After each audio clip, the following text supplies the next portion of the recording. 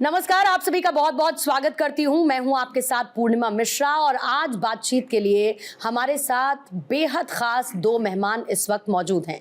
लेकिन आज हम उन दो मेहमानों से चर्चा करेंगे भारतीय संस्कृति को लेकर। हमारा देश भारत पूरी दुनिया भर में विविधता में एकता के लिए जाना जाता है और ऐसे में हमारी भारतीय संस्कृति उसको संजोने, उसको आगे बढ़ाने और उसको दूर दूर तक पहुंचाने का जिम्मा उठाने के लिए एक प्रयास के तौर पर देखा जा रहा है और उसी प्रयास को आगे बढ़ा रहे हैं ये बेहद खास मेहमान। इंट्रोड्यूस करना चाहूंगी आपसे, दीपक सिंघल जी इस वक्त हमारे साथ मौजूद हैं। उत्तर प्रदेश के पूर्व चीफ सेक्रेटरी रहे हैं। इसके साथ ही कपिल कपूर जी हमारे साथ हैं, जिन्हें पद्म भूषण से अलंकृत किया गया है और इसके साथ ही एजुकेशन के फील्ड में अलग अलग जिम्मेदारियां संभालते हुए लोगों तक अपनी बात पहुंचाने का भी काम करते रहे हैं। कपिल कपूर जी, आप दोनों का बहुत बहुत स्वागत करती हूं सर। सबसे पहला सवाल दीपक सिंघल जी आपका, क्योंकि भारतीय संस्कृति की बात होती है, उस भारतीय संस्कृति को संजोने और आगे बढ़ाने की बात होती है और इसीलिए आपने एक इनिशिएटिव लिया वैश्विक न्यास को बनाने का। वैश्विक न्यास भारतीय संस्कृति के लिए बनाने की जरूरत और उसका उद्देश्य आखिर आपको क्यों लगा? पूर्णिमा जी, देखिए, मैं तो बेसिकली भारतीय प्रशासनिक सेवा में 40 वर्ष काम किया। उत्तर प्रदेश के चीफ सेक्रेटरी से लेकर बाकी नीचे एसडीएम स्तर तक हर स्तर पे काम किया और ये मेरा विषय नहीं था जीवन का। लेकिन कोविड के बाद मैंने एहसास किया और दुनिया में मैं करीबन 80 कंट्रीज़ में जाने के बाद एहसास किया कि ये पूरी विश्व जो चल रहा है, विश्व में जो समस्याएं आ रही हैं, इसका समाधान करने के लिए जो एक टूल है वो भारतीय संस्कृति को अगर इंटीग्रेट करके सबको एक प्लेटफॉर्म पे ले आएँ और खाली कॉन्फ्रेंस और सेमिनार से बढ़कर अगर हमारे पास कोई ऐसा प्लेटफॉर्म हो जिसमें जो लोगों ने ज्ञान अर्जित किया है, जो लोगों का ज्ञान है, उससे आज की समस्याओं का समाधान कैसे हो सके, चाहे वो स्वास्थ्य की हो, चाहे प्रसन्नता की हो, आदमी को खुश रहना उसकी हो, इकोनॉमिक डेवलपमेंट हो उसकी है, तो ये हमारी संस्कृति के माध्यम से कैसे समाधान हो, इसलिए हम लोगों ने एक प्रयास किया। मेरे साथ कपिल कपूर साहब हैं, इनका विशेष योगदान है। हमारे साथ में करीबन 100-150 प्रोफेसर से मंथन हुआ देश विदेश में, हर जगह में, और हम लोगों ने करीबन 500 ऐसी पुस्तकें दुर्लभ इकट्ठी की हैं पूरी दुनिया से ला लाकर, जो शायद यहाँ कहीं किसी जगह नहीं होंगी। कपिल साहब खुद ही 400-500 किताबें तो कपिल साहब ने उस लाइब्रेरी में रखी हैं और ये प्रयास कर रहे हैं अब हम लोग के एक प्रयास किया शारदा विश्वविद्यालय के माध्यम से कि एक विश्वविद्यालय में पहला भारतीय संस्कृति वैश्विक केंद्र बने और इन हाउस कैपेसिटी बिल्डिंग हम करें। इन हाउस कैपेसिटी बिल्डिंग करके, और मेन उद्देश्य तो ये है कि खाली हमारे को कॉन्फ्रेंस और सेमिनार तक हम सीमित ना रह जाएं। आजकल क्या होता है, बड़ा फैशन है, कॉन्फ्रेंस कर लो, सेमिनार कर लो, पट्टा दुपट्टा पहना दो और एक दूसरे को बुला लो।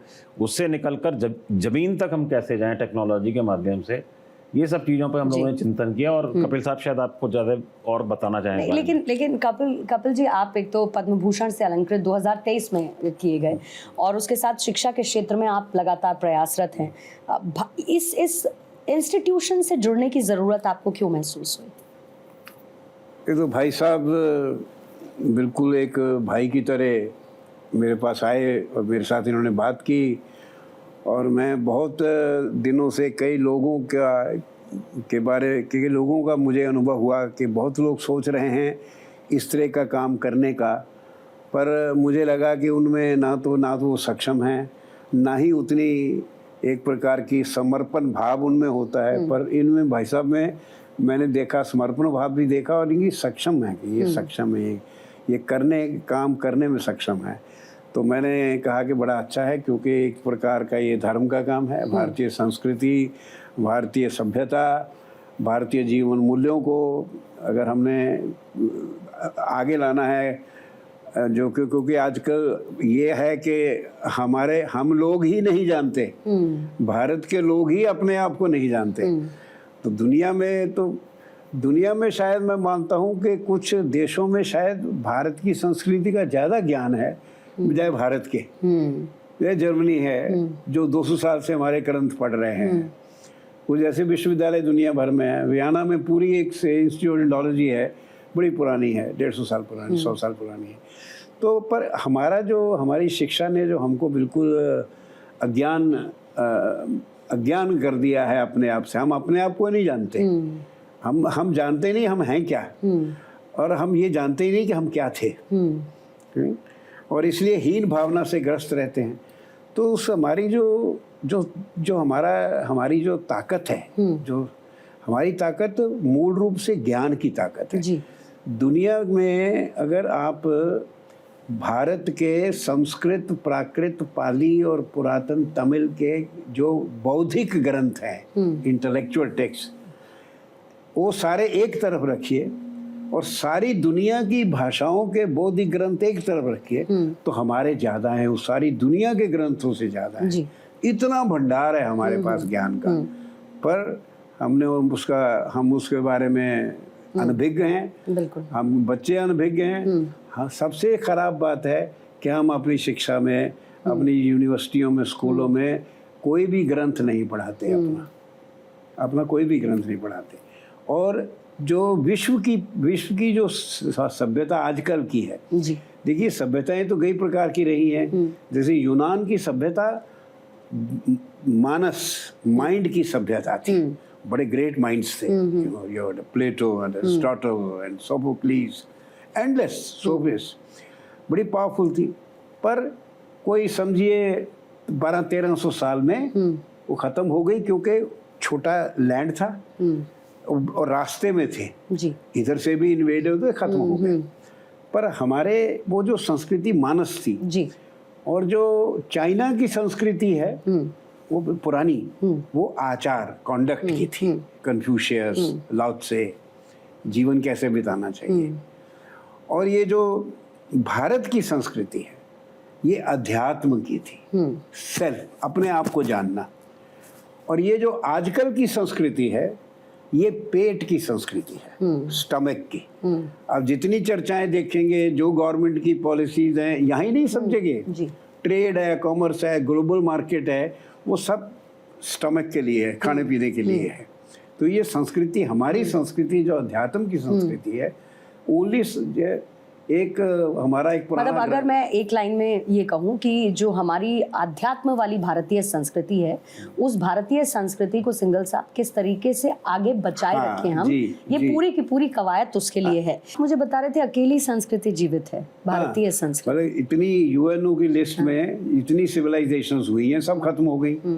हम तो वो भी कहते हैं ना कि फ्रांस, यूनान, मिस्र, रोमा सब मिट गए जहाँ से। तो हमारी बची जो है, वो बची हमारे ज्ञान के कारण है।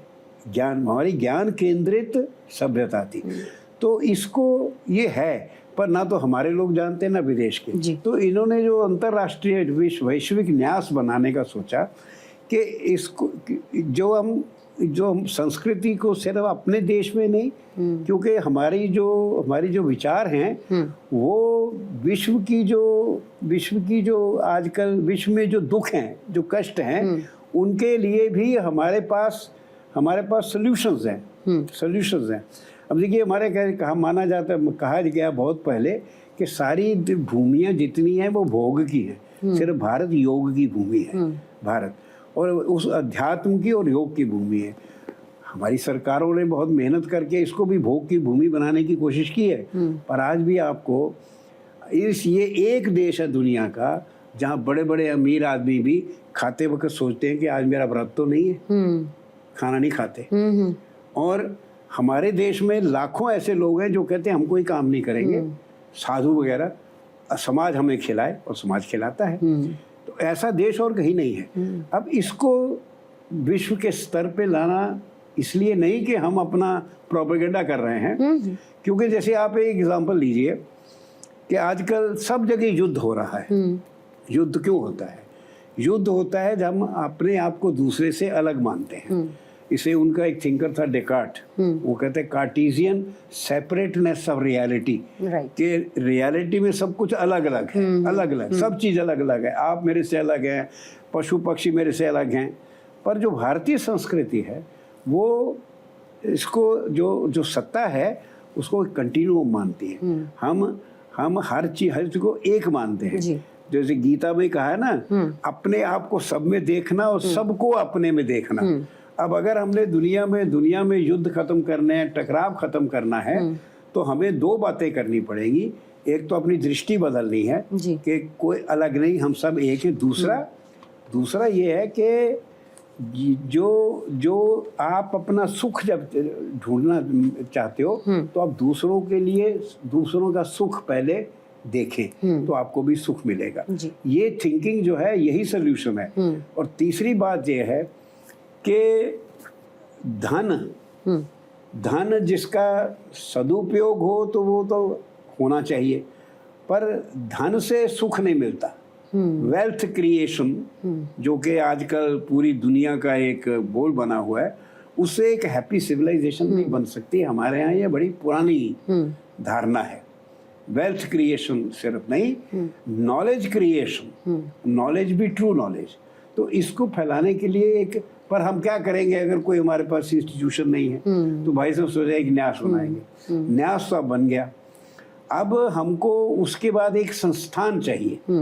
न्यास हमने सब अपना एजेंडा बना लिया, सब बना लिया कि ये करना है, पर संस्थान, institution, it is through an institution that this knowledge can be disseminated among the people either through courses, programs, or through popular discourses, conferences नहीं, कथा प्रवचन परंपरा जो हमारी रही है उस तरह से, तो एक संस्थान।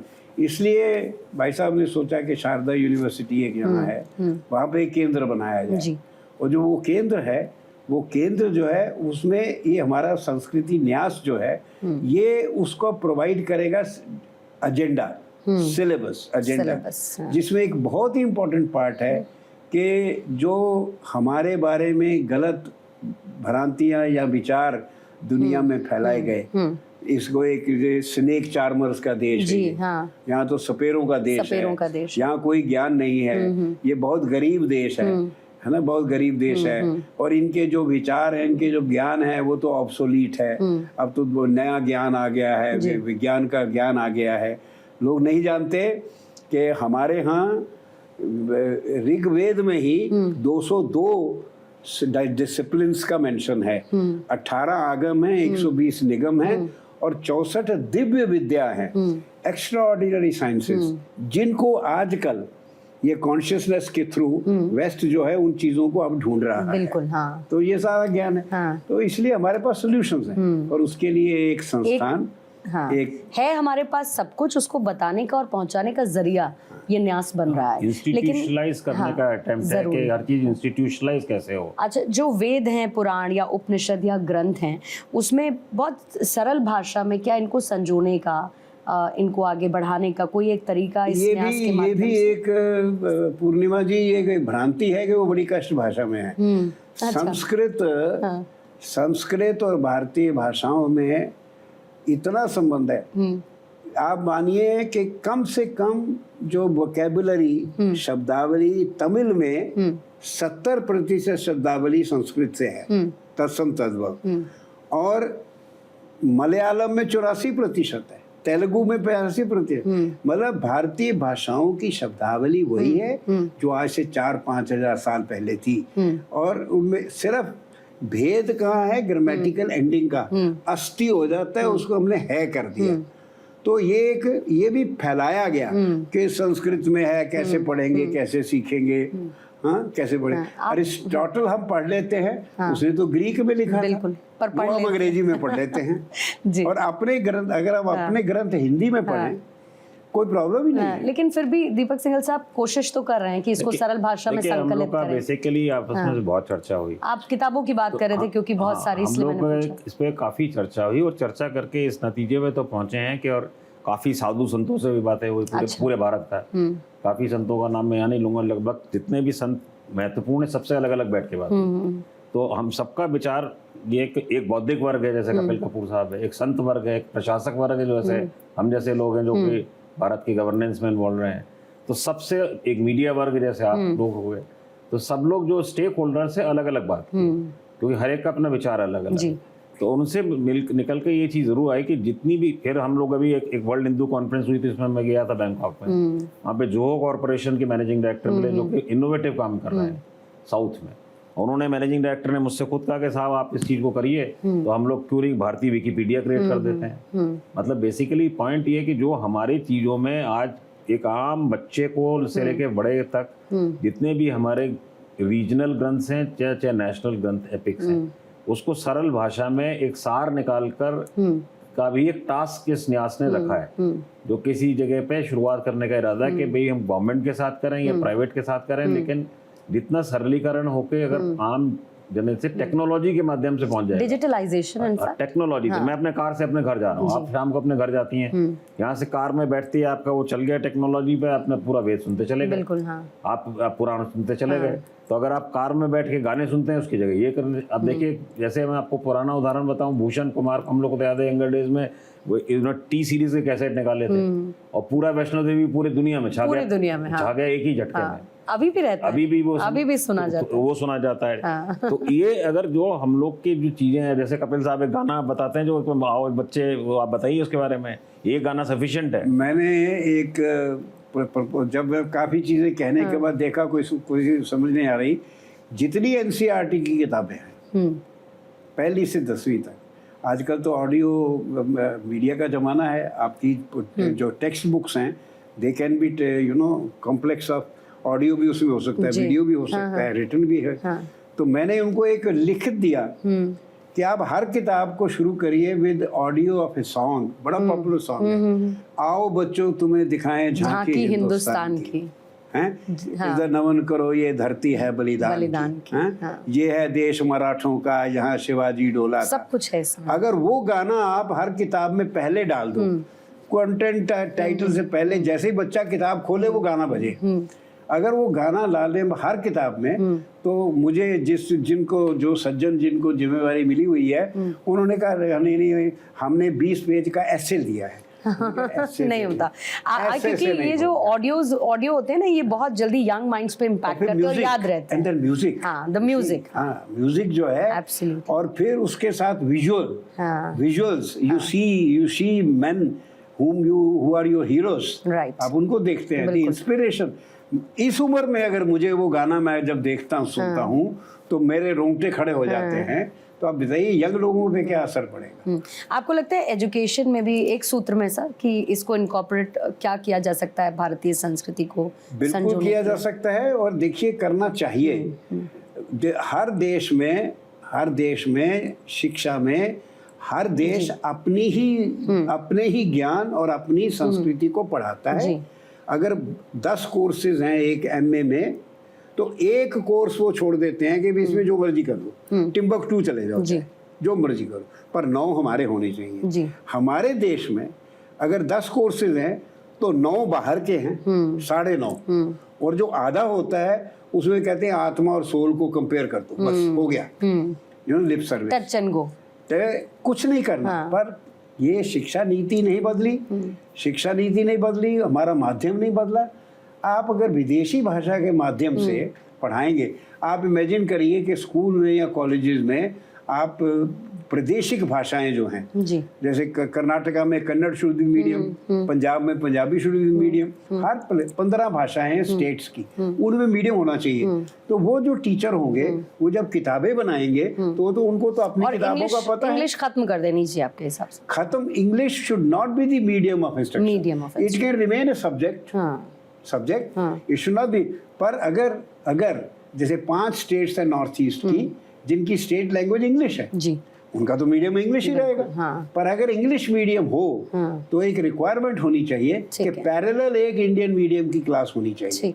जो आपको पता ही होगा कि आजकल भी जैसे प्रेजेंटेशन कॉन्वेंट जिसमें मेरी डॉटर पढ़ती थी, उसका मीडियम वैसे इंग्लिश था, but there are parallel classes in Hindi. ये अलग बात है उसमें गरीब बच्चे जाते थे, but parallel classes, the system of parallel classes prevails in France also, जहाँ बहुत लैंग्वेजेस हैं। तो हमको वाई माध्यम अपनी भाषाएं बनानी चाहिए, क्योंकि हमारा ज्ञान तो हमारी भाषा, हमारी जो भारतीय भाषाएं हैं ये संस्कृत भाषा की ग्रेट ग्रैंड डॉटर्स हैं या ग्रैंड डॉटर्स हैं, सब कुछ वही ज्ञान सारा इनमें है, बिल्कुल इनमें है।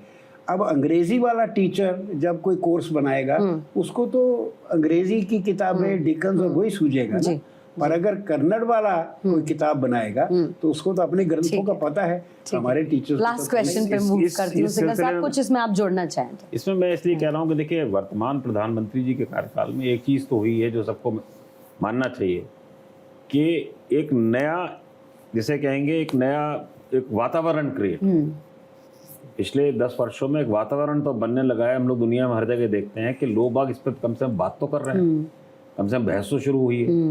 तो मुझे तो मतलब लगता है कि एक रास्ते की शुरुआत हो चुकी है। उस रास्ते को आगे बढ़ाने के लिए सुनहरा रास्ता कैसा बने, उसमें सब लोग मिलजुल के काम करें। बेसिकली अभी मोदी जी को मैंने कल भी सुना, उन्होंने ये कहा कि नई शिक्षा नीति मातृभाषा पे जोर दे। अब मातृभाषा पे अब वो थोड़ा डर डर के करती है, 5वीं क्लास तक, 8वीं क्लास तक।